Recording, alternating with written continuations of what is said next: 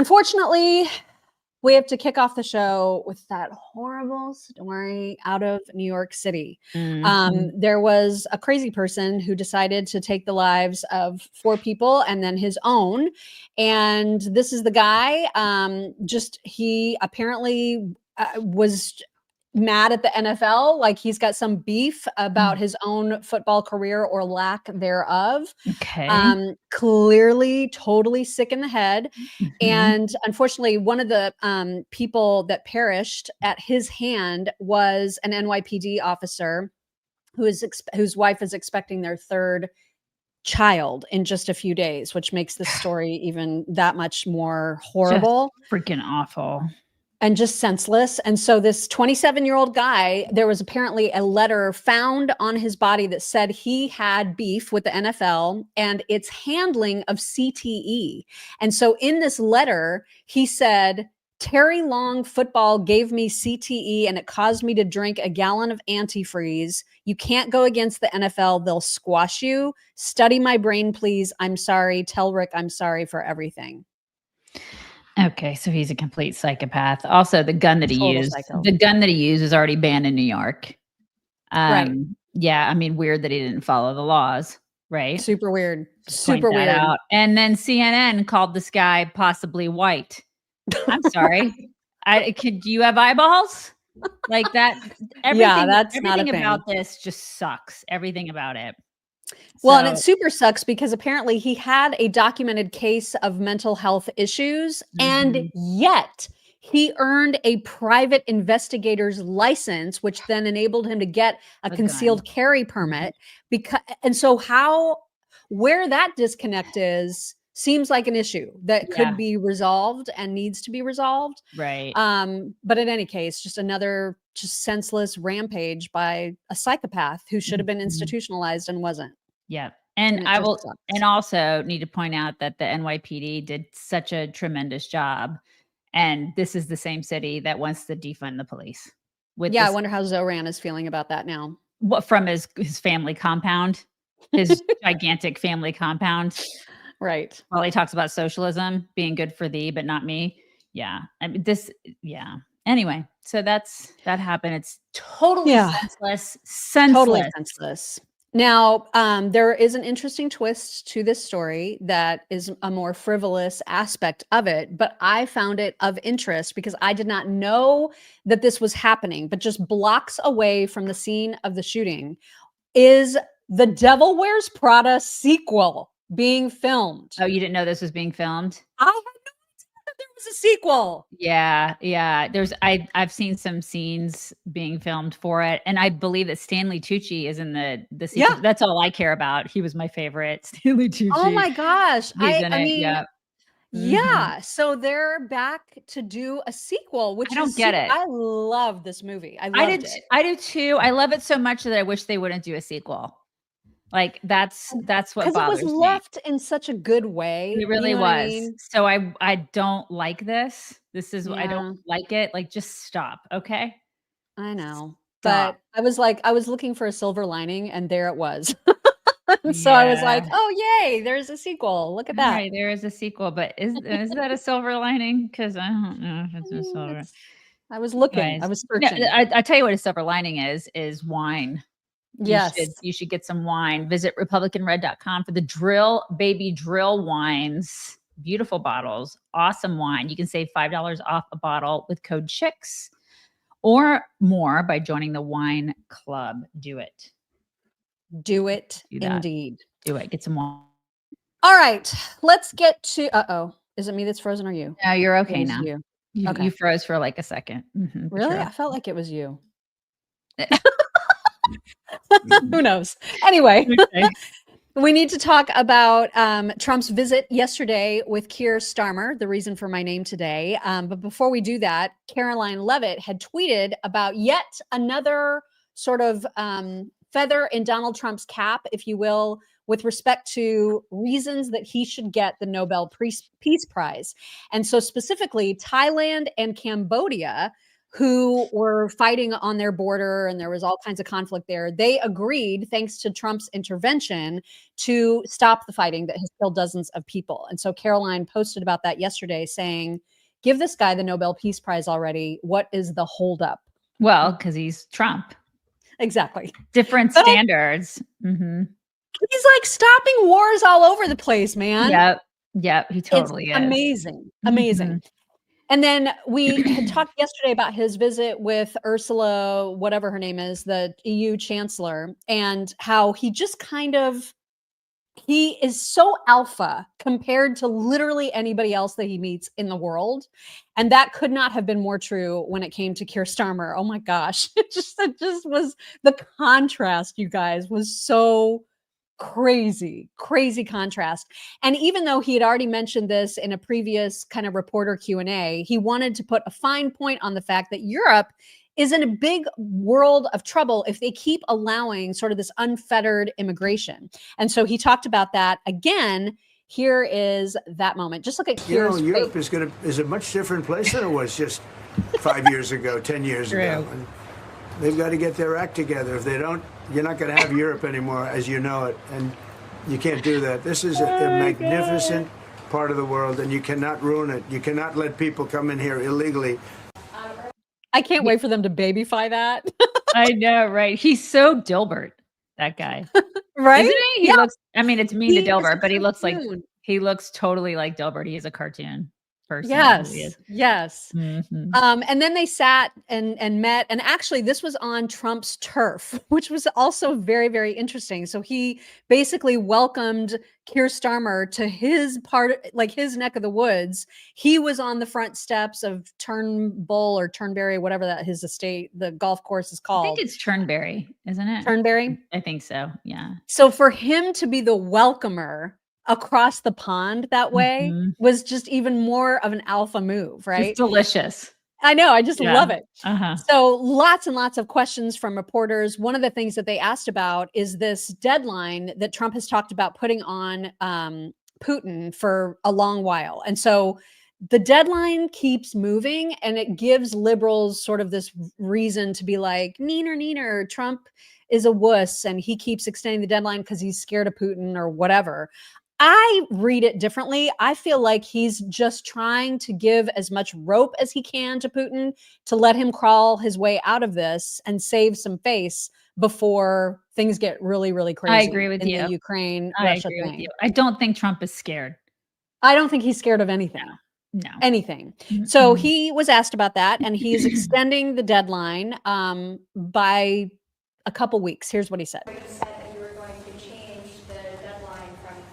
Yeah, I'm going to make a new deadline of about 10 or 12 days from today.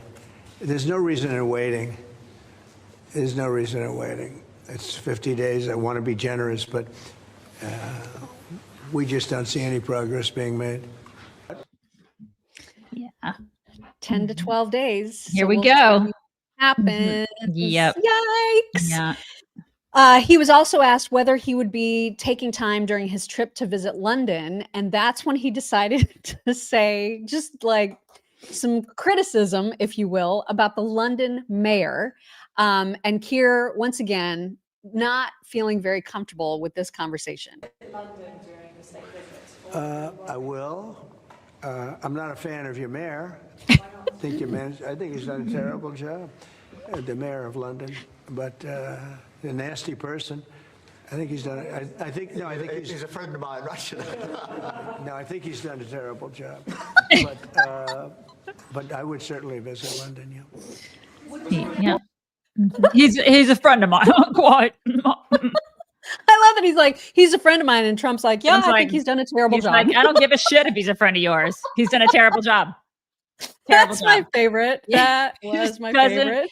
Give any craps, Keir. Yeah. It was so good. And then there was a moment, Trump didn't even have to say anything in this one. The reporter said to Keir Starmer, like, basically, aren't you super jealous of how easily Trump was able to close the American border? And yet here you are being a complete loser. These are my words, obviously. You'll hear how she asked it. But he was so defensive. And I just thought this moment was also really, really funny. The president makes it look easy dealing with illegal migration. You must be envious of his record in such a short period of time. Well, I think we've been discussing illegal migration is a huge issue in both of our countries. In the United Kingdom, it is a real cause for concern, and that's why we must bear down on it. We must bear down. Bear down on it. You're not doing that, dude. God, He you're a does loser. look just like that Arizona governor. What's her name? Katie something? He does. Oh my God, he does. They're the same person. They are. Kate, what is her last name? Is it Hobbs? Is it Katie Hobbs? Is it Katie Hobbs, you guys? Or am I mixing that name up? That's what I feel like. He does look like her. Oh my God. And then they both look like Dilbert. It's so weird. Yeah, know. It's a male version of Katie Hobbs. It is. I mean, we've put them side by side before, and showed it was a couple months ago. But I mean, it's striking how much they look alike. It is. They're basically the same person. Yeah, I mean, those are doppelgangers. And he is about. Sure. I mean, he's as masculine as her. Yeah. Yeah. And she is as feminine as him. Mm-hmm. Totally. Yep. Trump obviously could not escape a question about the Epstein files, and you can tell that he's, annoyed that this keeps coming up. But this is one of those things. As much as I love him, this is a self-inflicted wound. This has been mismanaged from the get-go, which we've talked about many, many times. And so he's going to continue to have to answer to it until something of substance is released. Here is how he answered the questions yesterday. Such old history, very easy to explain, but I don't want to waste your time by explaining it. But for years, I wouldn't talk to Jeffrey Epstein. I wouldn't talk because he did something that was inappropriate. He hired help. And I said, don't ever do that again. He stole people that work for me. I said, don't ever do that again. He did it again. And I threw him out of the place, persona non grata. I threw him out, and that was it. I'm glad I did, if you want to know the truth. And by the way, I never went to the island, and Bill Clinton went there supposedly 28 times. I never went to the island, but Larry Summers, I hear, went there. He was the head of Harvard. And many other people that are very big people. Nobody ever talks about them. I never had the privilege of going to his island. And I did turn it down, but a lot of people in Palm Beach were invited to his island. I don't know. He never had the privilege? I don't know if it would be a privilege to go to that. Probably not the best word choice. Yeah, I know. I think he was being facetious, but still. Yeah. Yeah. It's just, and also, why do they always sit in those gigantic rooms with the weird carpet and there's like no table? It's just awkward. Those settings are always weird. It's always awkward to me. Why do they always do that with world leaders and stuff? Maybe that's a him thing. Like maybe he feels like that's a power move in some way. I don't know. I have no idea, but you're right. It happens a lot. Yeah. It's not, they could just do they not have a conference table they can gather around? It's just bizarre. They always sit, and they're always gigantic rooms with like the Vegas carpet, It's so weird. JD Vance also was giving a speech, and he was asked about Epstein. And JD Vance, he's so good at handling these kinds of questions. Here is how he handled it. I guess I'm going to be that person. There are some protesters outside accusing the GOP of protecting pedophiles, and we're wondering what you think are the reasons the U.S. government should shield the client list of Epstein from the public, and what you have to say about any relevance to that here today. Well, let me say just a couple of things. First of all, the president has been very clear. We're not shielding anything. The president has directed the attorney general to release all credible information, and frankly, to go and find additional credible information related to the Jeffrey Epstein case. He's been incredibly transparent about that stuff, but some of that stuff takes time. You've got to assemble that stuff. You've got to compile that stuff. You've got to redact some victims' names so that you protect the victims. But the president has been very clear. He wants full transparency. He's asked that from the Attorney General. And I know, because I talk to her all the time, the Attorney General is hard at work on that issue right now. But I think I got to make an observation that there's an interesting thing about this case that the American media seems to totally ignore. For 4 years, under Joe Biden's Department of Justice, the media didn't give a damn about the Epstein files or about the Epstein case. For literally 20 years, the story about this scumbag, and he is a scumbag pedophile, Jeffrey Epstein, he's dead now, but for 20 years, you had Obama and George W. Bush's Department of Justice go easy on this guy. They didn't fully investigate the case. They didn't show any curiosity about the case. And now Donald J. Trump is asking his Department of Justice to show full transparency. And somehow that's a criticism of Donald J. Trump and not Barack Obama and George W. Bush. If you want to criticize the people who aren't showing full transparency, you ought to go after the administrations that went easy on Jeffrey Epstein, the administrations that concealed this case for 20 years, and the administrations that failed to show full transparency.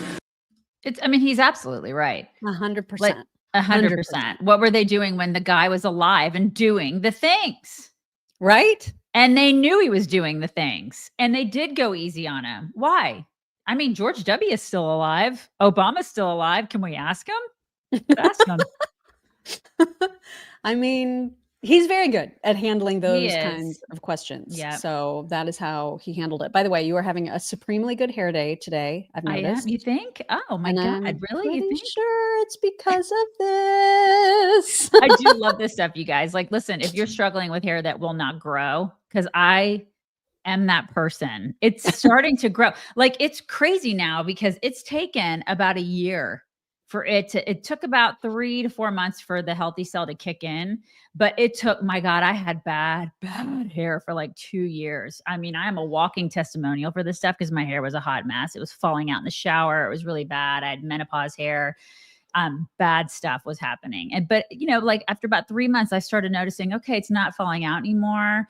And then it started growing. And now it's growing. Like, I'm totally impressed by this stuff. It's amazing. And the reason, because this stuff absorbs, you're not peeing it out. It's amazing. It absorbs like 167% more than regular vitamins. And I also look forward to taking it every day because it tastes amazing. It's like a raspberry little treat. I put it in the fridge. It is raspberry. And I It's love it. the yummiest. If I could take 3 every day, I would, but I know you're only supposed to take 1. But your skin is better. It helps your nails. It helps your hair. It has collagen, hyaluronic acid, ceramides. It's seriously the best vitamin on the planet for your hair. I've tried them all, you guys. I promise you I have. And it is the best. So try it out if you're having hair issues. I promise you will love it. Go to healthycell.com/chicks. Get 20% off your first order with promo code chicks. That's healthycell.com/chicks, code chicks. And they have all sorts of other vitamins too. So, And if you want to try all of their products for all of their various health issues, you can do this for less than $20. You can get the whole thing, taste them, and then decide, is this something that I can take every day? Right. But I mean, if you're already like scarfing down like a big old capsule or a tablet of some sort, I guarantee you it's better than that. Yeah. And it absorbs better. So healthycell.com/chicks.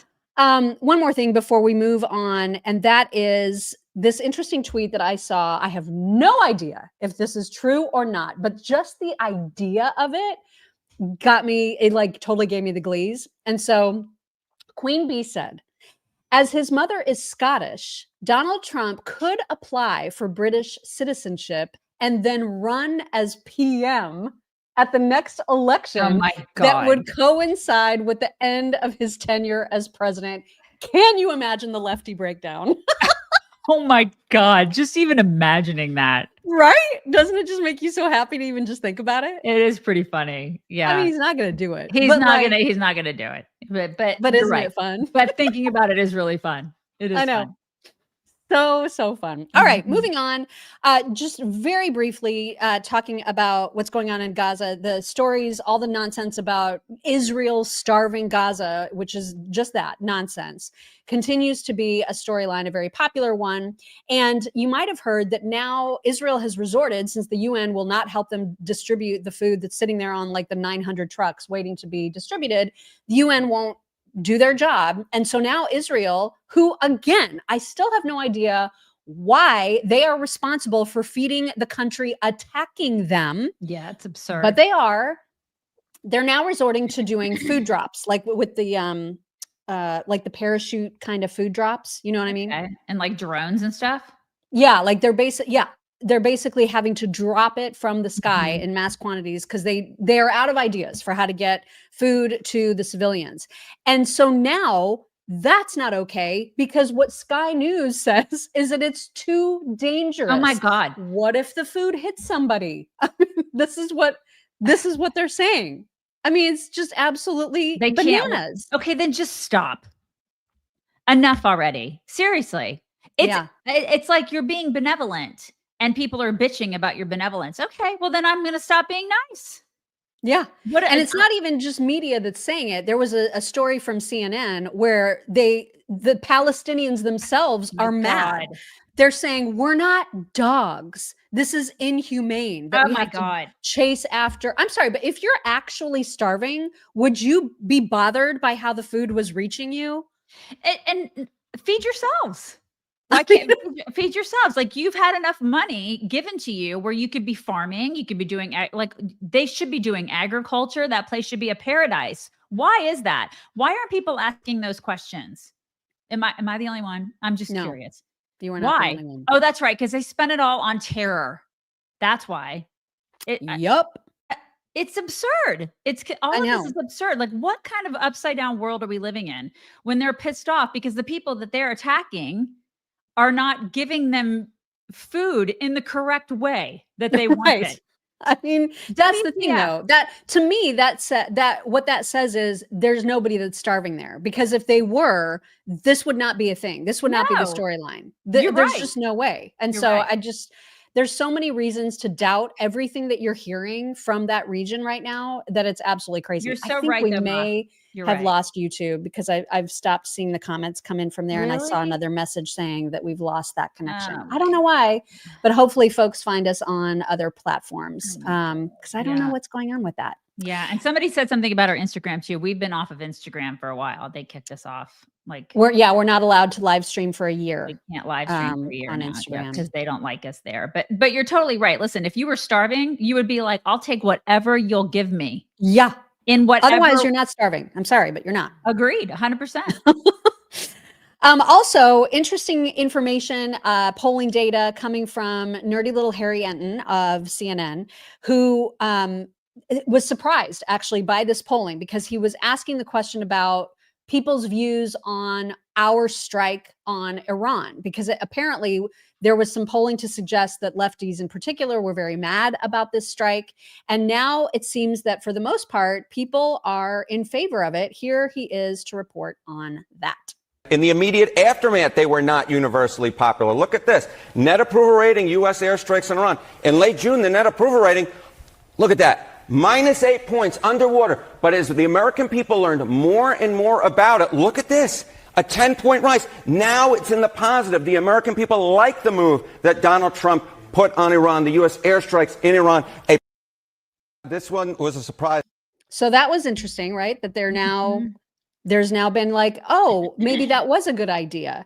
And it's not even just about the Iranian airstrikes. It's also about Republicans' foreign policy altogether.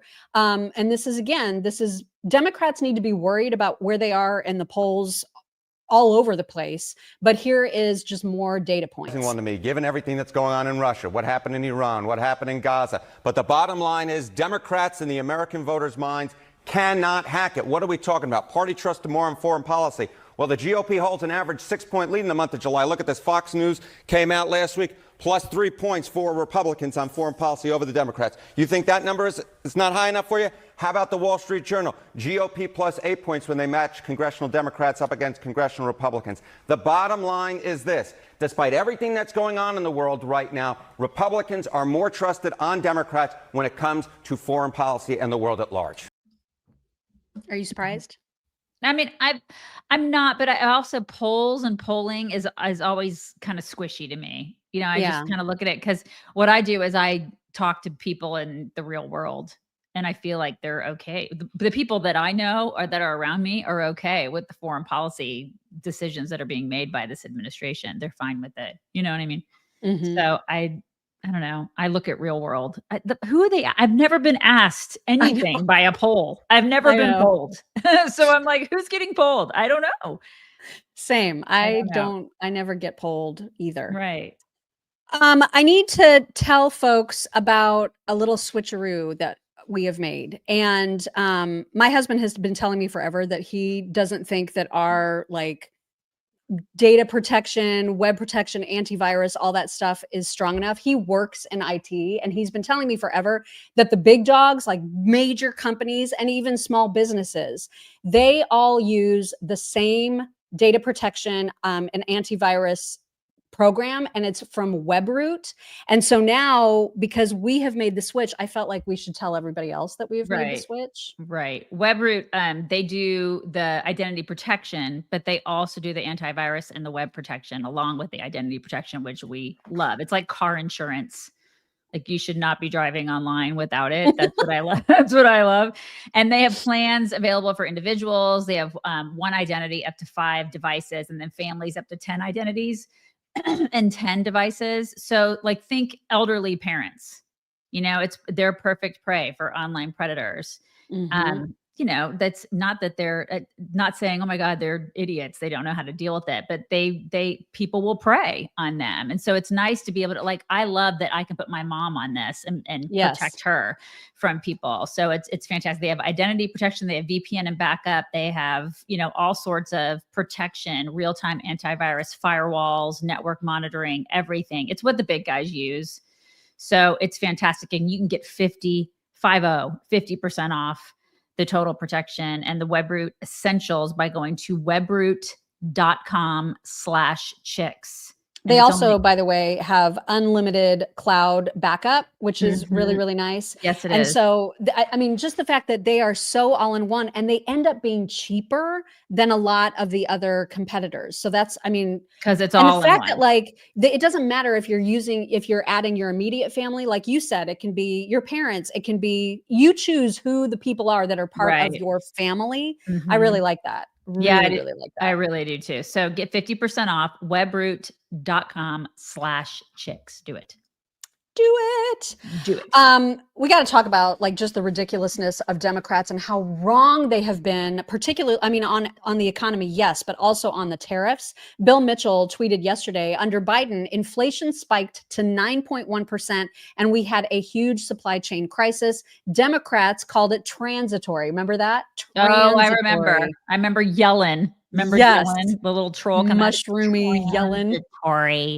Yes. Uh-huh. And under Trump, inflation is at 2.7%, and Democrats say it's out of control and caused by tariffs. I mean, they're absolute idiots. And as Howard Lutnick pointed out, their headline just 12 days ago read as follows: Trump's tariffs make an EU deal harder to achieve, experts say. Okay.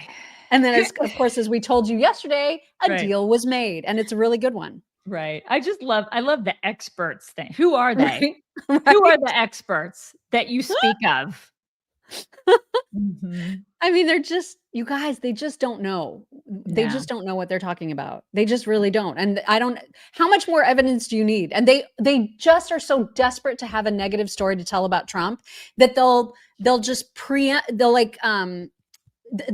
do it in advance. They'll write up the horror stories that might happen in advance, wishing and willing them to come true. And then they just don't. Listen, and then they look like morons. These are the same people that said that the New York City shooter psychopath was white. White, right. It's exactly. Don't believe your eyes. Believe what I'm telling you.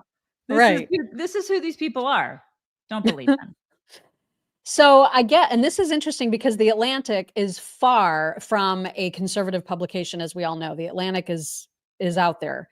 They decided to do a profile on Jasmine Crockett, and I just read this morning that she was a willing participant. Of course, she loves the attention, so she was a willing participant in this whole profile, doing the interviews, doing the photo shoots, and all of that. But then she realized that they were reaching out to a bunch of her Democratic colleagues, and she didn't like that because she was afraid, I guess, of what some of the people that she works with would say. And so she tried to put the kibosh on the entire write-up, but it is out. It is available to read. And one of the funniest tidbits from it is that her screensaver on her phone is a picture of herself. Oh my God, what a narcissist. Can you even? I just love that so much. So it's in so the article, telling. It's just so telling, Yeah. though, isn't it? I read the article this morning, and in it, as this tweet points out, she thought she deserved to be the top Dem on the oversight committee because she has the largest social media following. Okay. She All thinks right. that gives her the qualifications necessary to lead oversight. That makes it tracks, though. With that generation, it tracks, don't you think? This is what they Oh think my about a lot of God. things. I read something the other day. I know this is like a different industry, but that's how movies get made now. Like actors and actresses. I read a whole article about how actors and actresses nowadays, it's all about their social media following. They don't get movies made without having huge social media followings. And I'm like, Really? yeah. And so the old school actors and actresses are like, it used to be about acting. It used to be about the craft of acting. And now Yeah. it's about social media. And so it's so interesting that that is trickling into other industries, our government even. And so now it's all about how many followers do you have? I And mean, and so the fact that she believes that gives her Right. legitimacy is It's insane. But It's gross. but so many people in that age group and below believe that that is the case. Like if I have a lot of followers, then I must be important. It's like, no, Jesus had 12. You know what I mean? So check yourself. Yeah, it's a good article though, if you want to read it, because it definitely paints her in a very narcissistic light. I mean, Yeah. she is a narcissist, and she's mean to her staff. Like she gets real crabby with them. If they get Shocker. her a meal that she thinks is gross, she makes sure to let them have it. If they flub up the tiniest thing on her schedule, she's an absolute terror. So she's She's everything that you would think. Yeah, I mean, she's She's- everything that you would believe her yeah. to be. Yeah. She unfortunately she believes her own press. Maybe she'll believe this press. I doubt it. She's not tried to gonna. shut it down. Exactly. Mhm. Speaking of horrible, horrible people, Keith Olbermann, you guys, oh my God. So he decided to tweet an insult at Tulsi Gabbard that was so painfully bad that you just know, like you can envision him sitting around and like crafting it, you know what I mean? And getting all excited like he's finally got the perfect like diss of It's Tulsi a sick Gabbard. burn. It's the sickest of burns. Yeah. Here is what he said. Tulshit Gabbard. End of tweet. Oh my God. Keith. I Keith, mean, Keith, how far you fallen? Michael Knowles, his tweet about it was so Wow. perfect. He said, on November 13th, 2024, President Trump nominated Tulsi Gabbard for Director of National Intelligence for 257 days and nights. Keith Olbermann has been racking his brain to find the perfect zinger to respond to the news. And today, 8.5 months of effort bore fruit. That is so great. God bless him. I know. God bless him. I mean, Poor that Keith. is pathetic. That Poor is Keith. pathetic. It My is. He's God. pathetic. Yeah. And you know how he films like when it looks down on him? Have Yeah. you ever noticed that? It makes him look thinner. I'm just But putting it's that out there. also, it's like his face is He right has to be like there. really, it's right there, but he's like, I gotta look a certain way. He's Mhm. insane. Speaking of insane, Pete Buttigieg decided to do a sit-down interview with NPR. It was chock full of some of the most ridiculous sound bites ever. I couldn't even. We don't have time to play them all. The whole thing was ridiculous. He continues to have the scruff because he's trying to look masculine. That's what the Democrat Party's trying to like push this whole masculinity thing, and they think that pushing Pete Buttigieg as some sort of pillar of masculinity is going to help. They're there. It's not there. It's not working. One of the questions that was asked was about whether he ever saw Biden's decline. And Democrats, they're all contending with how to answer that question. Yeah. And none of them sound remotely credible when they do answer the question. Here is how Pete decided to navigate that particular issue. You never had a moment before that famous presidential debate where you worried about whether he was all there? There were moments where I thought, he's looking tired today, or where I noticed that he was aging. But there was never a moment where I thought, this decision, this policy, or this process is going worse or is wrong because of the fact that he's old. Yeah, I mean, like seriously? Maybe immigration? I don't know. Maybe. Yeah. I mean, his crackhead son was like running the country, dude. I don't know what the right strategy is for Democrats, though. Like, that's probably about as good of a way to handle it as you can, right? If you admit it, then you admit that you were complicit. Is that exactly? Exactly. Yeah. It's so they have to act all like, oh, I mean, it's fine. Everything was fine. I mean, I didn't really see anything. They have to lie. So you're saying they have to lie? I guess. I mean, if you were a Democratic strategist, how would you tell them to address it? You know what I mean? I think that might be the best way. God, it just for me to have to imagine myself as a Democrat strategist makes me, I don't know, Mock. I don't know what I would, but you're right. I mean, I don't know what you would have to, you have to lie because that's all they do is all they do is lie. Right. They lied while he was in office. So I guess might as well continue to lie. That's your MO. So continue to lie, I guess. Is the better strategy to say, you know what? I did notice things. And in hindsight, I wish I would have spoken up because it wasn't fair to America to continue that charade. Would it be better to like own it in that way and show some level of being contrite, I guess? Some level of self-reflection and humility in that. Yeah. A little bit of humility. I don't think these people have it in them. I just don't think they do. Yeah. Mm-hmm. Anyway, they're screwed no matter what. Right. It's like they can either sound like they knew what was going on or pretend that they didn't. And in either case, it's all nonsense and everybody should know it. And they're going to try to prop this guy up. I mean, they're going to try to make this guy one of the top contenders for the presidency. Mark my words. I mean, he's going to be, which is crazy. If you know anything about South Bend, Indiana, he's a complete loser, this guy. Or transportation under Biden. He had no business doing that. So he's and the chest feeding, you know what I mean? Like he's not a contender he should not be president of the United States. But then he'll talk about everybody else and how they're not competent. I could not believe this clip that he was actually trying to suggest that Trump's picks are filled with incompetent people. I was like, have you seen you? But but it's what he said. You can hear it right here. Mm-hmm. Have an autocrat in power, he can get away with appointing incompetent people over very important things in our lives. So right now we have the Secretary of Defense in charge of defending the American people, who was accidentally texting military strike information to journalists. We have the person in charge of American public health, who is a quack who doesn't believe in medicine, and now measles is on the rise in America. Okay, so let's talk about like the old Secretary of Defense. Remember, he just skipped out and didn't tell anybody. Remember that? Mm. And he just was like AWOL, and it was like, it's fine. I don't need to work. I don't need to tell anybody where I'm at. Remember, the old HHS secretary was like a disgusting dude in a dress. Remember?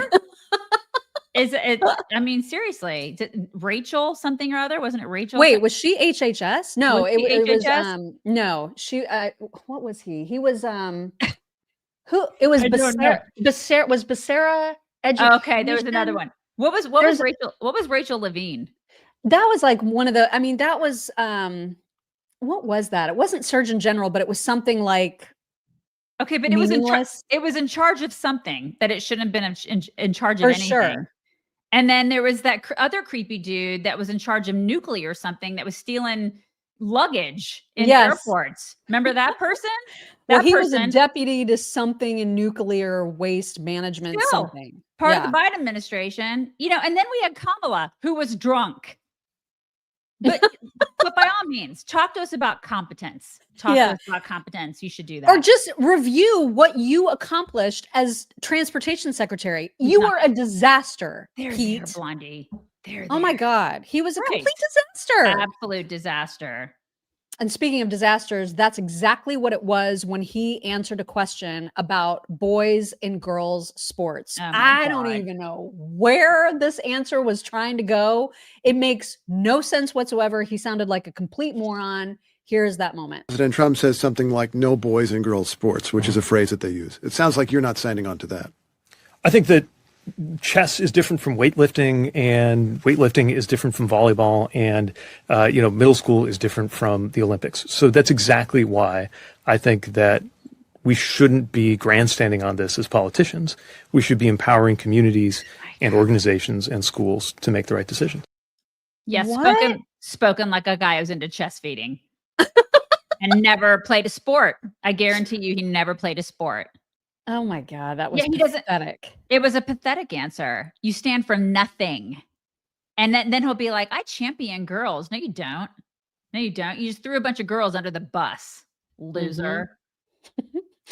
He's awful. He's absolutely awful. And if you agree that he's awful and you wish as a woman that there was something that you could do about it to get more involved in the political process, we got you, boo. We got you. We got you, boo. Yes, Concerned Women for America has been around for 45 years, you guys, and they are awesome. We love them so much. For the moms watching, I don't have to tell you that we're in a battle right now. It's like a cultural war raging across America. We've been in it for like 17 years. For a donation of $20 or more, you're going to get a copy of their new book. It's written by the CEO and the president, Penny Nance. It's called A Woman's Guide, 7 Rules for Success in Business and Life. And it's like a really cool little book. I love it. It has all sorts of neat little, just neat little tidbits in there about life. It's great for somebody who's starting their journey in life. I say, she hates that word journey, but it's great. It's great for somebody who just graduated college or for somebody that is, in midlife. It's just a wonderful book. And it's all about business and life, and somebody would really enjoy it as a gift or you can give it for yourself. You can just get it for you. But CWA, Concerned Women for America, they focus on 7 core issues. That's family, sanctity of life, religious liberty, parental choice and education, fighting sexual exploitation, national sovereignty, and then Israel, support for Israel. We love them. They will teach you how to be a grassroots leader. They're going to give you templates on how to do things, or you can just support them. You don't have to do anything at all. So it's a wonderful organization. You should totally go check them out at concernedwomen.org/chicks. And that's where you can give $20 or more if you want to do that and get their new book. There you go. Do it.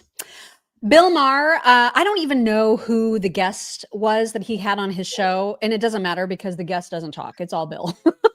And Bill Maher was also talking about the fact that he was wrong when it came to the tariffs. He bought into the whole leftist narrative that the tariffs are horrible. All of our prices are going to go up on everything. The economy is going to crash. The stock market's going to crash, et cetera, et cetera. But here is what he thinks now. I, along with probably most people, was saying at the beginning, by the 4th of July, somebody had to think how the economy was going to be tanked by then. And I was kind of like, well, that seems right to me, but that didn't happen. Now, it could happen tomorrow. I'm just saying that's reality. So let's work first from the reality of that, not from I just hate Donald Trump. Because that's boring and doesn't get us anywhere and leads you to dishonesty. Because the truth is, I don't know what his strategy is. But look, the stock market is at record highs. I know not everybody lives by the stock market, but I also drive around. I don't see a country in a depression at all. I see people out there just living their lives. And I would have thought, and I got to own it, that that these tariffs were going to fucking sink this economy by this time. And they didn't. They didn't. They didn't. They haven't. Yeah. I love how he's like, just hating on Trump is boring at this point. And it is.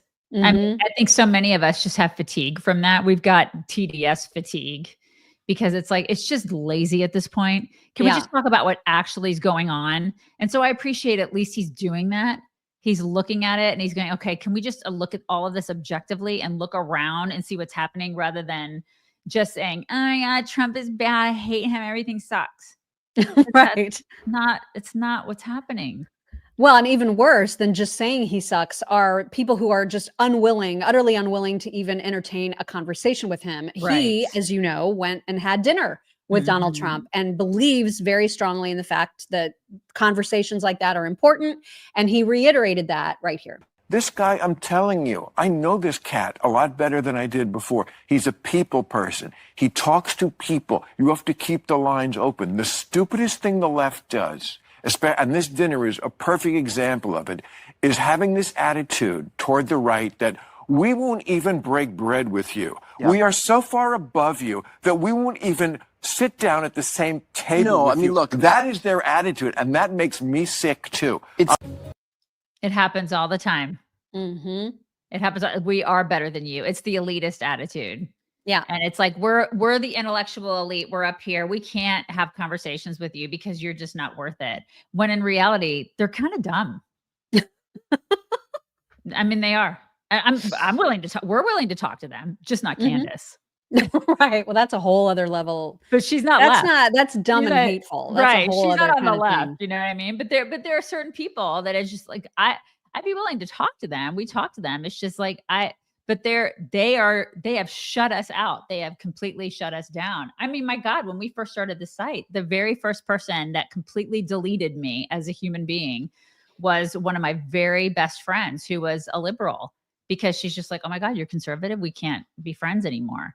I'm sure that's happened to many people in our audience where they just say, why we can't be friends. Well, remember the video that we played that was so powerful from Scott Adams talking about how he lost his life. He believes because of the hoaxes, because of all the lies about Donald Trump, that his life was ruined because of it. And that was so powerful when you played that, Mock. We got so many emails and just messages about that. I got so many personal messages about that. About how that when you played that, so many people were like, oh my God, that happened to me.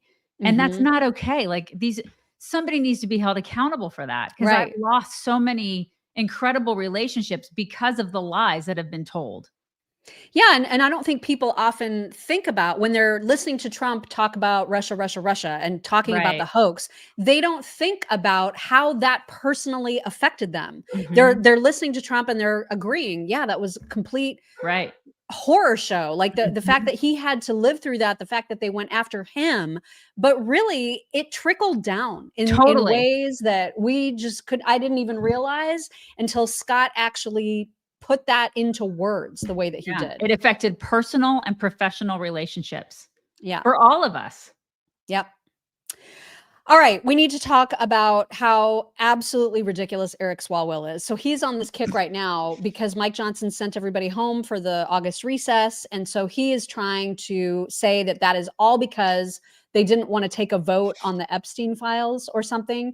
And so I think it was last week or perhaps this weekend, he did a video where he was in his pool or a pool, like shooting hoops and like with this beach ball or whatever, saying, I'm in a pool right now, but I should be working and Mike Johnson sent me home. And so now he's doing this whole new series. Here is the latest from that series. And it's just so cringe. It's so cringe. I should be working right now. I should be at the Capitol. I should be in a suit. Instead, Republicans sent us home because they would rather stand up for Donald Trump than release the Epstein files and stand up for victims. We could be in Washington, D.C., lowering your healthcare costs, lowering your grocery costs, and restoring your rights. I should be working right now. Instead, I'm pumping iron at the gym. That's my just, God. I can't. You I guys. cannot. The only person that's ever going to date that guy is a Chinese spy. That's it. I'm so glad you said that because Benny decided to do a parody video of that. And it was absolutely perfect. This is Benny Johnson. Had sex with a Chinese spy. Her name was Fang Fang. She fundraised for his campaign and donated money to him. Then she fled the country when she was found out. She even placed staff in Eric Swalwell's office, but nothing ever happened to Eric Swalwell. Then Eric Swalwell crapped himself on live TV. He did. He totally did. Remember that? I'm pretty sure if you look at the Eric Swalwell video, he was lifting like 90 pounds. Really? It was like it was just the one weight, but I didn't know how heavy it was. I was trying to zoom in when I saw it. I think it was like 45 on each one. I'm not kidding. I'm sorry. And listen, I'm not trying. If you're going to put yourself out there, people are going to judge how much you're lifting. That's all I'm saying. I mean, I don't care. You do you, like if you're out in the gym and I'm like, it's awesome that you're lifting. That's great. But if you're going to if it's a flex for you to be lifting and you're lifting like half your body weight and you're a dude, you may not want to film that. That's all I'm saying. I mean, I think there are girls that are my daughter's age that can lift that. And they're literally like 100 pounds. I'm just saying. So great. It's embarrassing. It's embarrassing, Eric. It is embarrassing. Speaking of embarrassing, I know that there's a lot of Nancy Mace fans out there. And listen, she does some good stuff. And there are times where I'm like, you go, Nancy Mace. But I cannot tell you how freaking sick and tired I am of her teasing this run for governor. She has been dancing around a potential run for governor of my state for like months now. And now it's reaching warp speed. And so now there's going to be an announcement coming and she won't just freaking say it. Why do they do these things? Why don't they just say the thing instead of teasing and teasing and teasing and teasing it? Why?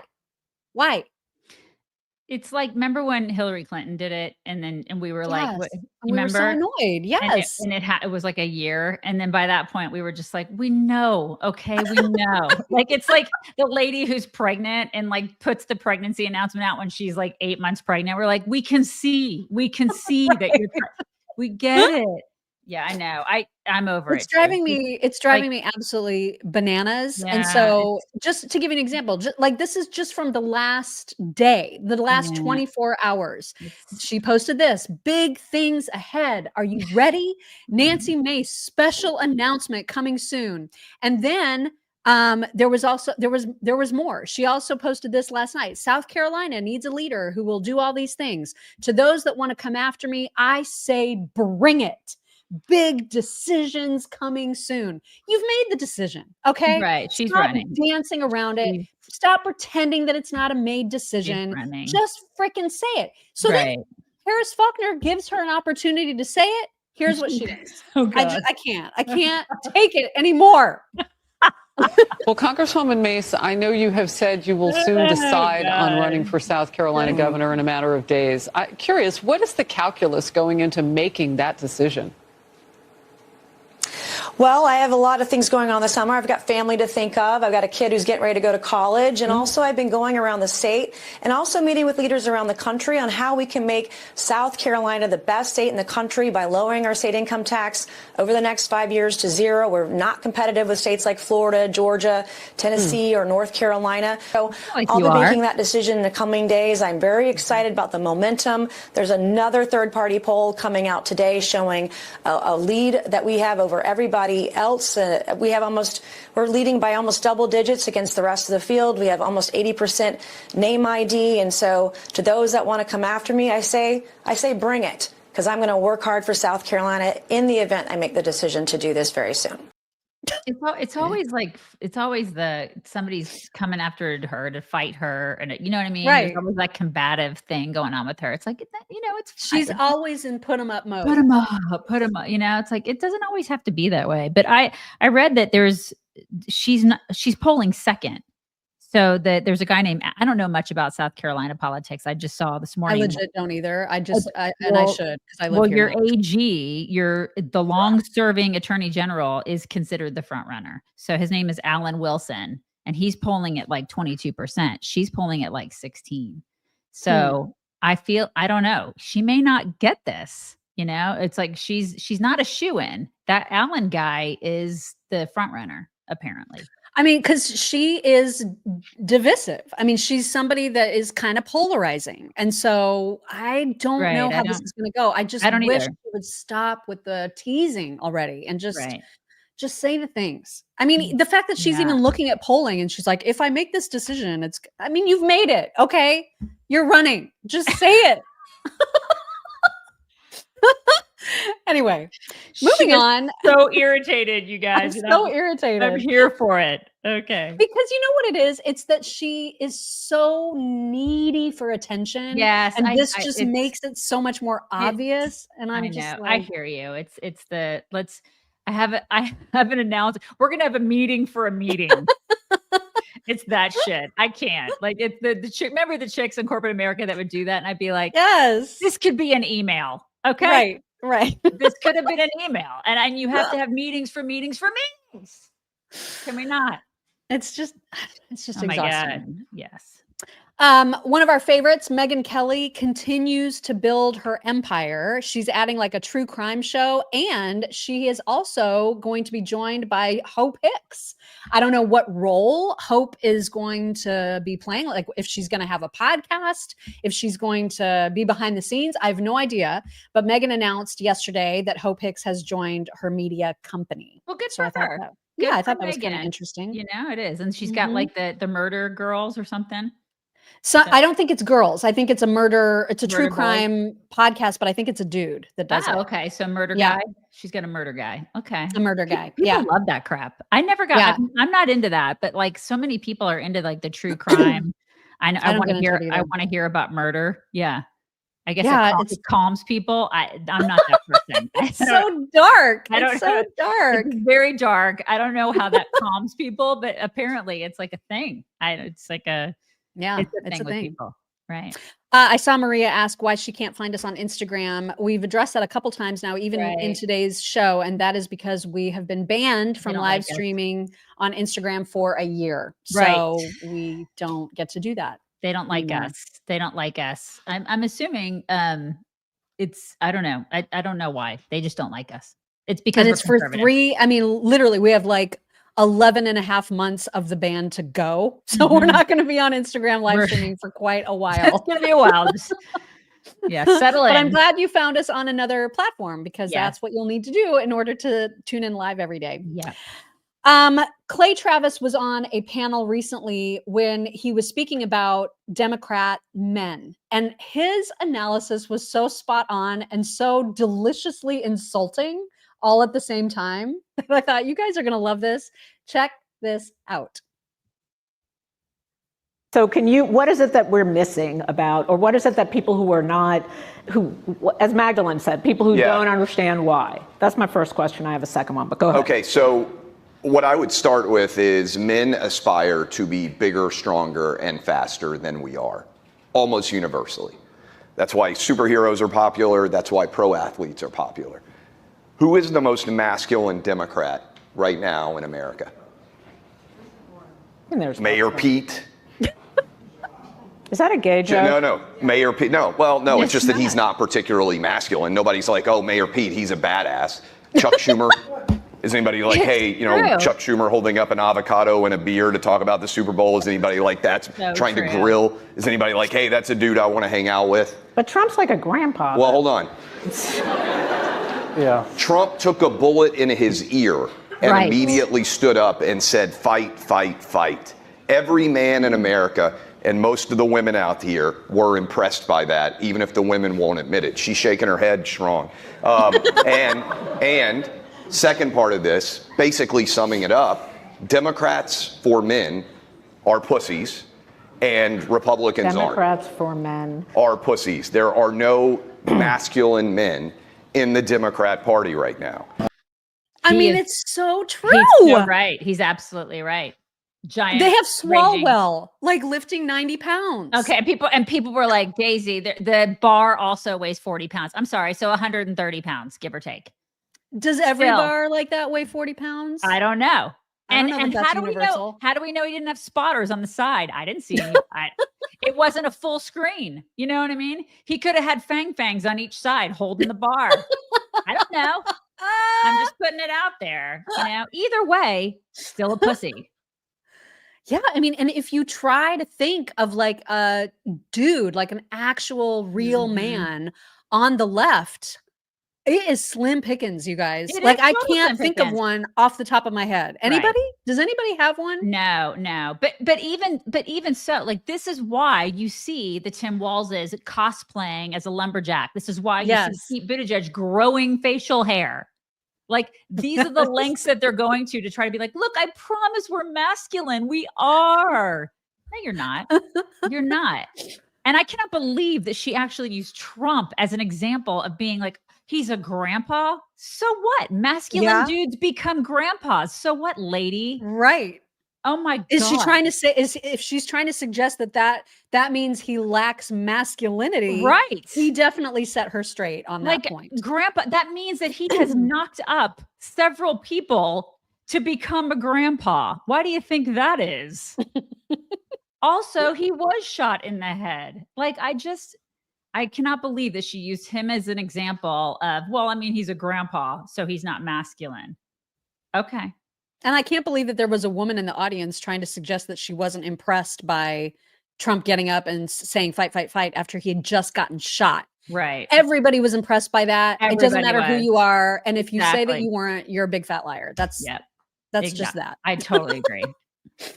All right, we have an interesting couple of different man on the street type of conversations that have nothing to do with each other, but I thought that they were of interest. And this first one is so funny because it's a fellow asking random people why they think the border is now secure. So, because it's 95% better than it was under Biden. And so this guy is just innocently asking, why do you think that is? What could be the reason for that? And lefties do not want to answer that question. I don't know. Is this a Trump-related thing or a Democrat, Republican? What is the focus of this? Yeah. You mean the question, or are you talking about the answer? Oh my God. Well, I mean, I don't know exactly why it's been reduced so much. I don't think it has anything to do with Trump. Oh my God. What is the angle on this? I'm just trying to get it right. This is a top 3 issue, and border crisis appears It's not a top issue for me. I think it's that's ridiculous. What changed? Okay. The administration. I feel like that's a trick question. Wow. What is the trick? Wow. What am I being trickster about, I think you have to ask the people who are crossing. Policy change, anything that you think is the reason for the 95% reduction in illegal crossings, or no? Probably fear. Well, I would say the Trump administration. These people don't feel welcomed. They don't feel welcome to come in illegally? Right. So primarily fear, maybe Unreal. Donald Trump is a deterrent for crossing illegally into the country? Maybe. Trump's administration? Maybe. Wow. I mean, they just cannot deal They can't. with reality. They don't feel welcome to break the law. Okay. I'm fine with that. I don't know about you guys. I voted for that. I guess we Wow. should be rolling out a red carpet like over the Rio Grande. Hey, criminals, come on in. Do you feel welcome? Here's your gift bag. I can't. I know. It's Crazy. unbelievable. They are just so in denial. They don't want to say it. Yep. And it's TDS. just funny. It's funny to watch. This is another on the street conversation between two Black men about the topic of racism. One of the men is normal. The other one is clearly whacked in the head. You'll immediately know which is which. We all deal with racism. White people deal with racism. Black people deal with racism. Everyone deals with more racism, white people or black people? At this point in time, I would definitely say white people. You're delusional. I believe you're delusional. You can't erase 400 years. You can't. No one's trying to erase 400 years, but you're only focused, hyper-focused on the 400 years instead. Of course, you're thinking by your skin color instead of your brain. Your brain is not here. Your brain is not here. Your brain's up here. So think with your brain instead of your skin color. When you think by your skin color, this is what type of mentality you embody. I'm black. That's it. I'm black. We're human beings. We're human beings. This is why our society is going backwards instead of forward. You can keep repeating the same thing over and over. You can keep repeating the narrative. It doesn't matter. You're integrationist. I don't care about white I don't care about integration. I care about us coming together as the United States of America. This is the United States of America, not a divided States of America. You're in a divided States of America. I'm in the United. You're an integrationist? I didn't even know that that was a thing. That's what he said. You're an integrationist is what he called him. Isn't that what we should be? Right. Like, don't we want everybody, irrespective of skin color, to be on the same team? That guy probably is delighted that there's a separate graduation for Black people at colleges. That's called segregation, dude. It's not good. Right? It's not good. And it's interesting because that's a great example, actually. When they do the college, when colleges do the segregated graduation ceremonies, for some reason, whenever you hear about that, it's fine. Like, it's completely fine. And yet, if that were reversed, it would be absolutely crisis. I mean, it would be like war of the races immediately. It's disgusting. Every time it is disgusting. I hate when I see that because, yeah, you're absolutely right. Can you imagine if they were like, it's a whites only graduation? Right. I mean, that just would never happen. What in the world? It just would not happen. And that made me think of and I don't know what made me think of it well, I do know what made me think of it, but there was like 5 years ago, there was a group of Black people in Georgia who bought up, I forget, like 100 acres, I want to say, to create a safe space for just Black people to live. And so it was like, I think 19 different families who bought up this acreage. And then they were planning on making this, just a Black only community.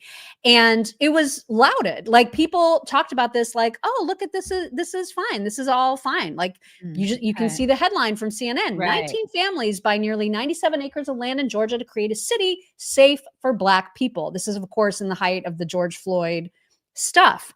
Now, we know today, because I looked this up, that has been sold off in 2023 because they didn't build anything. They had like a dilapidated few tents or whatever there. Nobody ever built anything. They were never able to do what they needed to do to get water, utilities, etc. to the area. So it's just sitting there. I don't even know who ended up buying it out, but this never happened.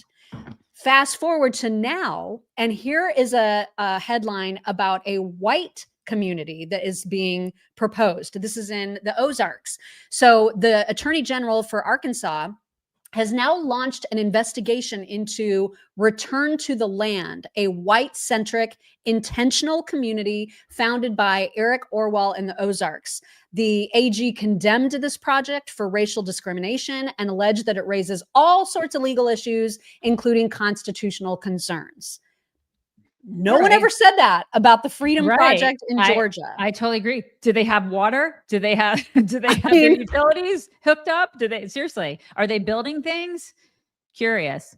I mean, I don't know that this is like, listen, I may not agree with what that organization or those people agree with. Agreed. But why can't they choose their neighbors? Like, why can't they buy land and decide this is just for, I don't know, these 20 families or whatever? Why is that a problem? Well, it shouldn't be a problem for white people if it's not a problem for Black people. Exactly. I think it's kind of a problem all the way around. I don't like it. I don't like. Yeah, I'm not a fan. I don't like any of it because I think that everybody should just live with everybody, and you shouldn't give a shit what content of like melanin they have in their skin. Just live with other people, and just shut up about I'm white and you're Black. But if you're gonna say it's great for Black people, look at this, yay, Black people all living together, then you should be able to say yay. It shouldn't be like you're concerned and it's racial discrimination when white people do it. Pick a lane. It's good for everybody. If it's good for one, it's good for the other. Pick a lane. That's the thing. That's why I thought it was just so interesting the way that these are framed. Yeah, it is. So very, very interesting. Also, another man on the street conversation that was of interest, but that has nothing to do with anything we've just talked about. And that is that several Muslim people were asked, would they, and these are American, or at least they're living in America. These people were asked, would they prefer to live under our Constitution or under Sharia law? And their answers were pretty much universal. Here it is. Do you feel more comfortable living under American law, or do you feel more comfortable living under Sharia law? Sharia law. Oh my God. I'm a Muslim. I prefer Sharia law. Sharia law, yes. You prefer Sharia law over American law? Of course, yeah. Of course, yeah. And do you find most of your friends feel the same way? Yeah, of course. If you're Muslim, yeah. Sharia law, it says if you steal something, they cut off your hand. So basically, they can leave their stores doors open. Nobody's gonna steal anything because the Sharia is so tight. Usually, they don't do anything. The smallest things usually have big consequences. He can make his daughter marry somebody. Yeah, he can. Yeah, he can. Oh, that's He has great. the authority, you know? The authority to that. Yeah, to do that. Yeah. Yeah, women are property. That's great. That's just fantastic. Yay.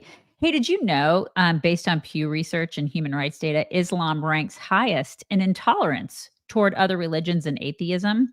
In 13 Muslim majority countries, atheism is punishable by death, with widespread blasphemy laws and persecution of minorities. So this stems from state-enforced doctrines in nations like Saudi Arabia and Iran. This couldn't be less of a surprise. Right. Just putting that out there, just so you know. It's just like, it's one of those things where they're not tolerant. There's no tolerance. That's one thing that I do love about our Constitution and about the United States of America, is that you do you, boo. You do you.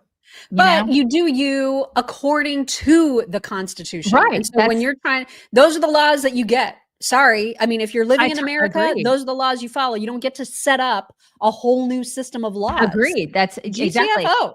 Exactly. But if you want to, but you practice your religion however you want to practice it, and you're not discriminated against, and there's no intolerance there. That's what we should all be embracing. Rather than, I mean, if you want to embrace Sharia law, get the F out. Right. That's not here. That's not what we do. It's not here. No. No. We need to talk about hair for just a moment. And that is because we have a couple of examples of hair that we need to show you. And one of them is a lack of it. I don't think anybody's surprised by the fact that Tim Pool, who always wears a skull cap, right, is bald. Like that. Everybody, I think, has known that. And I think he's taken off that hat in public before, but I don't know who this streamer or podcaster is that he was with who got him to take it off again. And just in case you are a person who has not seen Tim Pool without the beanie, you will enjoy this. Closer. No, I'm not retarded. I'll give you Just put the money right there. Take your hat off. I will. Put the money right there. Do you have to give me a verbal agreement? I'll give you a verbal agreement. If you put the money in mine, I'll take my hat off. Yeah? Yep, contract. Sworn. Pinky. You're gonna take a different hat off. You're gonna tell me you didn't tell me when you took the hat off. I know these games. There's no way you're gonna do I will take my hat off in this chair right now within 10 seconds if you put that money in my hand. Ta-da! Wow, I can't believe that happened. Hold on. You have to. It is really weird to see him. For a little bit. Okay, that's cool. I got like a special. I'm greasy right now too, though. You do actually have more hair than I thought you would. Do I? Can I have the Pepto-Bismol? Why? I have a sudden stomach ache. I mean, so in case there's people that did not know that. Okay, so it is news to some folks. That Some didn't people know, are really affected by this. that didn't know that he was bald. Yeah, I guess they hadn't seen that before. People are like, please put it back on. It is Oh. weird to see it without, him 'cause he without. always wears that. Right. He just, But it's kind of like, who's that country singer that's married to Faith Hill that always Tim wore the McGraw. cowboy? He Yeah. did. And He that was did. alarming too, to finally see him without the cowboy hat. I was Right. like, oh, Didn't he get plugs though? Didn't he actually get plugs? he may Tim have. McGraw. That I feel like he got plugs. I think that may be right. Yeah, I think that's what he did. And then speaking of hair, there's somebody who looks very slick when you see him on Fox News Special Report. When he is not through hair and makeup, here is Bret Baier. You guys. Yes, this is what my hair looks like when I'm not on set. I mean, I'm working out right now, cross between Bobby Brady and Albert Einstein. I cannot. Somebody asked, what did they put asphalt in his hair? Because he looks completely different. It's totally different. Why don't they keep it like this? His hair is really great. He's got great curly hair. Why do they have to slick it down and make it look black? Like, I mean, it's a little on the frizzy side. Maybe he doesn't like the frizzy look. You know what I mean? And he likes it to be more sleek. I think he looks better like a normal human being and not so foxified. And you know they foxify people. I'd like to see everybody on Fox unfoxified on screen. Ooh, that would be amazing. Like if they had to do a whole day without any makeup. Or their own makeup. Like come in just with their own normal makeup that they wear on the weekends. I want to see all of them and what they look like normally, because that was jarring to me. It was jarring. I was like, he's not even the same. He looks 10 years younger. Yeah, he does look younger. That's true. It's unbelievable. So I don't I don't know why they do that, Mock. I know. I don't know why. Anyway. Moving on, just a couple cultural things. And I was not aware of this until I saw this on Fox News. I didn't know that this was a thing. Did you know that there's this trend, I guess, among Gen Zers, that when you call them, they don't say hello? Did you know that? You're muted. How did I get muted? That was I don't weird. know. I'm sorry. I've heard of this, but like my daughter says hello, so I don't. Yeah, my kid says hello, but apparently this is a thing, and here is the explanation for it. This. So you call someone, they pick up, and they don't say anything. That's weird. Not even a hello. Well, apparently that's the latest Gen Z trend. Answering phone calls and just breathing until the person who calls you speaks first. According to some reports, older generations and employers, they're getting frustrated, calling it bad etiquette. Others are blaming the fact that Gen Z grew up without landlines, so they never witnessed the proper way to answer a phone. But if you ask Gen Z, the tactic isn't rude. It's proactive. One Gen Zer breaking down the silence on Reddit saying this. The reason they do it is because there are a lot of robocalls, and they're waiting to see if there's a voice on the other side of the lines. I mean, I'm sorry, but that's a lame-ass excuse not to just say hello. Yeah, it's true. That's just so odd to me. It is. It's odd. So Scott's saying my Gen Z kids do not say hello. So they just sit there and breathe and wait for you to talk? That's so weird. That is very bizarre. I can't believe I did not know that this was a thing. It's never happened to me where I've called somebody and I just hear breathing. Like I would, if my daughter did that, I would correct her. Right. And I would be like, you need to say hello because that's weird. Like, I don't want to hear you breathing. Yeah, it's just freaking weird. Yeah. I mean, because the hello is the cue to the person calling that you are there and listening. This is just, I was amazed by that. And I was like, I got to see if our audience like hears this, knows this, experiences this. Yeah. Because that's wild to me. It's just so weird, the difference in generations and the stuff that they've been raised with and the stuff that we didn't have and how and navigating through all that. Because you think it's just common sense. You pick up a phone, you say hello. Yeah. I mean, how do people not know that? That doesn't make any sense. Yeah. And then sort of related, because it's like another rake shaking example. And it's meaningful to me because I come, my background before doing this was HR. So I was a recruiter. My job was to hire people. I interviewed them all the time for jobs. That was my job.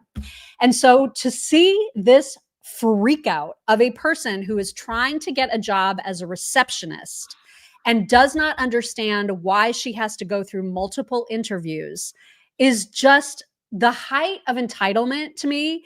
And the fact that she's also a lunatic, clearly, is a great reason why there are multiple interviews for many jobs. Hide your kids, hide your wives. There's all kinds of anger dogs and crazy in here. Here it is. Why the fuck does a job that pays $16.50 need to have a second round of interviews? This is a receptionist job. I'm 21 years old. I've had five prior work experiences. Just hire me. Fuck. That's why there's multiple interviews, because we want to make sure that you aren't like that. Oh my God. Yikes. Yeah. Wow. And the fact that she set up a camera in her car, pressed record, and filmed herself doing that. And then posted it. She should never work anywhere. Ever. Again. Ever. Right? Like, check yourself into some sort of institution. And that is a front-facing, customer-facing, front office, reception, greeting job. And she thinks that she's suitable for that? Your first impression person, lady. Right. Ain't gonna happen.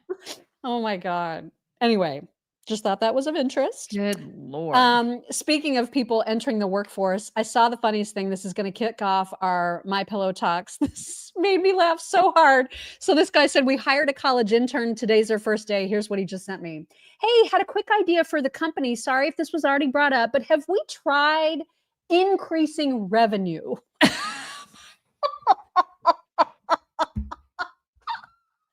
He just learned what that word meant. He's like, what's revenue? I'm going to Google it. I just thought that this is such a well-meaning kid. You know what I mean? That's like, hey, I have an idea. Oh my God. Our world, you guys. I know. World. I just can't. I need to get off the train. I have to. Oh my God. This next one is a Yelp review, and it's a two-parter. This was going around socials yesterday, and I could not stop laughing about it. If you could read this out loud, that would be great. Both of them. Read both of these reviews. Okay. I am absolutely livid. My husband drove all the way to pick up our Outback order, and you people forgot the bloomin' onion. That was the only thing I wanted. My fat husband ate the bloomin' onion in the car and lied. I am sorry, and I don't know how to delete reviews.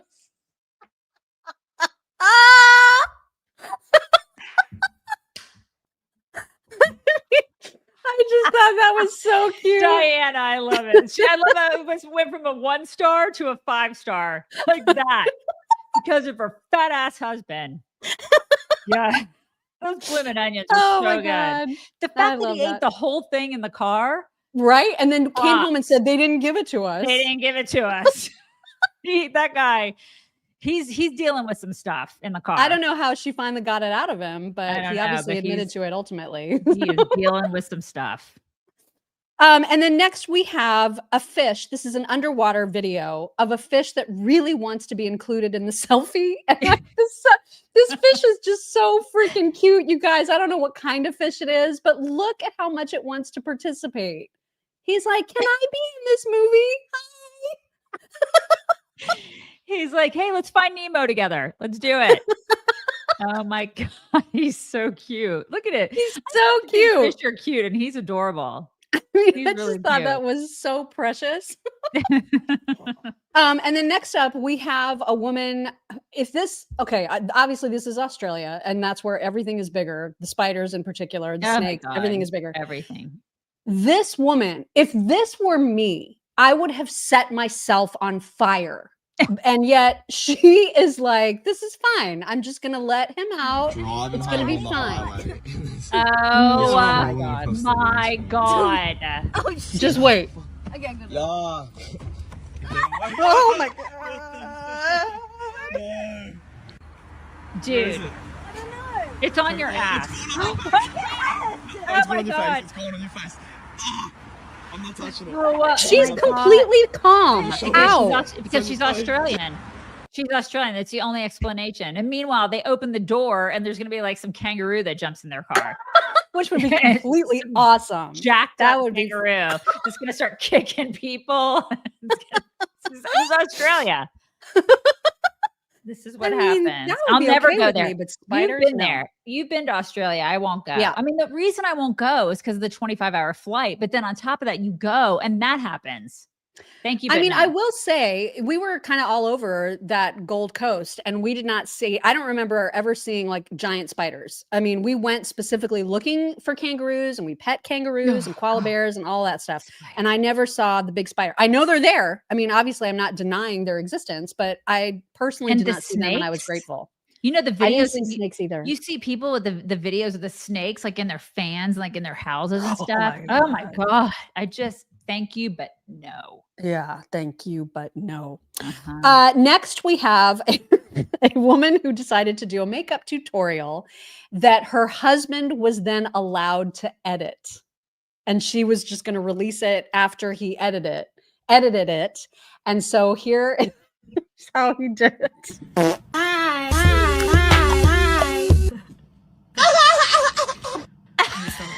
Hi, I'm Emma. My husband's gonna edit. Hi, I'm Emma. My husband's gonna edit my makeup tutorial today. He's a pilot, great!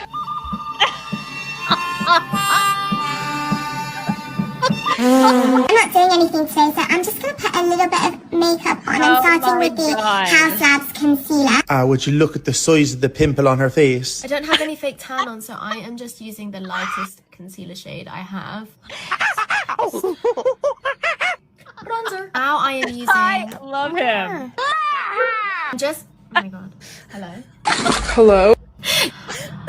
Tap, tap, tap. Now I'm using my favorite blush ever. This is the Armani one. I love the color of it. And it is so pretty. Excuse me, what the actual fuck are you doing? If you have blue eyes, then green mascara is your best friend because it just makes your eyes pop, pop, pop. Lip oil to finish off. This is the Clarence one. It's my favorite. And that's my makeup. Bye. Oh my God. I love him. I totally love him. We need to be friends immediately. All right, last one. And that is from someone that I sort of related to, but like, you know, that once you see a video that you engage with in some way, your algorithm is going to show you more of those videos. This is why, for example, every other video that I see on Instagram Reels or on TikTok or wherever, every other one at least, is of a raccoon. Okay. So obviously this fellow relates. I don't mind it. He minds it. Raccoons are so silly. I could make them sillier. What? I can provide you with sillier raccoons. The silliest even. Who are you? I'm the algorithm. How about instead of one raccoon, I continuously supply you with thousands of them? No. Why would I want that? That sounds horrifying. My system indicated that you liked that video. You watched it for 2.5 seconds. What? 2.5 seconds? That's like nothing. That's funny. Because when you're in bed, 2.5 seconds is an eternity for you. Listen, man, I don't want any raccoons. I'm okay. I don't want any more. It's too late. My system has lost cool control. Oh my That's God. me. That's what's happened to my algorithm. That is what happened. Precisely what's happened to you. We have a couple of thank yous. Suzette Paramore said, great podcast with Scott Jennings. The three of you have great chemistry. Well done, chicks. Thank you very much for that. Sherry Ross says, please help me wish a very happy birthday to my dear friend Angie. We love your show and love discussing the daily topics. Did you watch the chicks today? Is how we often say good morning. Thank you for helping keep us sane. That's so sweet. I love it. Wanda, there's Wanda. Wanda says, Alan Wilson is wonderful, our AG. I'll definitely be campaigning for him. He will kick Nancy's ass. Okay, Very Wanda. interesting. Yeah, he's polling ahead of her, so we'll see. I'm taking it. I'm taking it. Karen Marisco says, who do you want to walk down a dark alley with and feel safe? Trump or Pete? A Republican man or a Democrat man? Yeah, right? My easy God. answer. And then over on locals, Oakley Annie says, good morning, chicks. Today is my 61st birthday, and I took the day off so that I could spend the morning with you and the rest of the jerks. I love you it. all are my people. Have a wonderful and blessed day. Roth Lady Wright says, I really can't wait to see who New York votes to be in charge. There are no problems to solve there. Yeah, go ahead and defund the police. Sounds great. I'm not visiting there ever again. She also says, I've completely had it with those idiots. If you're starving, if your kids are starving, you would shut up and take what you can get however you can get it. It's like my mom always said, there's starving kids in Africa that would give anything for that food. Now shut the hell up and eat your dinner and know you're blessed, you ungrateful brat. I'm so over those people. It's so true. And then about Mayor Pete, she said, chest feed boy needs not to forget that not one person in the past administration could correctly define what a woman is. When children are playing sports, when they're 3 to 7 years old, they often all play together. It's co-ed. Boys playing in girls' sports is not co-ed. Chest man is an idiot that thinks milk comes out of his imaginary breast. I'm just saying. It's true. And then you guys, because of the weird connectivity issues with YouTube, it's possible that if you have sent super stickers, we didn't see them. We can only see one. So can you see that? Right. Tim Foolery. The tailgaters are officially learning the Law and Order line dance. I have the air guitar part down pat. Yay, Tim Foolery. We can't wait.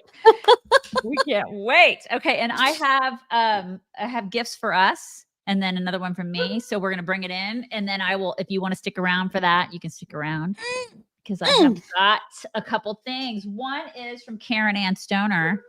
I just love this so much. I got a lovely letter from her. So thank you, Karen Ann. And then I love dish towels. This was for 4th of July. It's late. I'm sorry. I suck at checking my thing. So. But I love. You sent me one that looks like a flag that I still have in my bathroom. I just love that. So thank you so much. And then from Heather Tresham. Heather Jo Tresham. I think I'm pronouncing that. She lives in Georgia.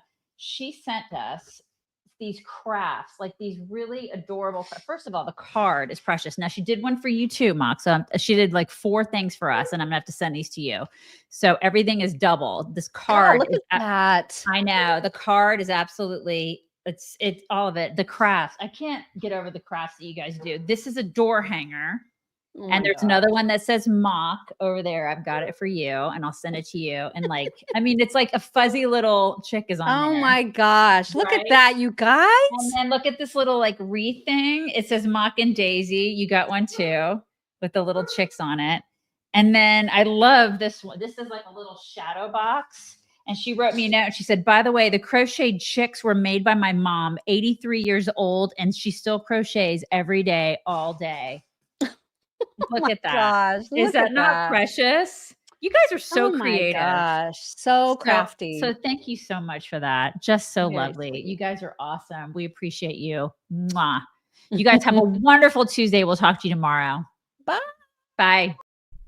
Hello, beautiful people. This is the Chicks on the Right's Indian correspondent. Thank you for watching or listening. Be very sure to like, subscribe and ring the bell to stay up to date on all of their delicious content. Okay, thank you. Come again.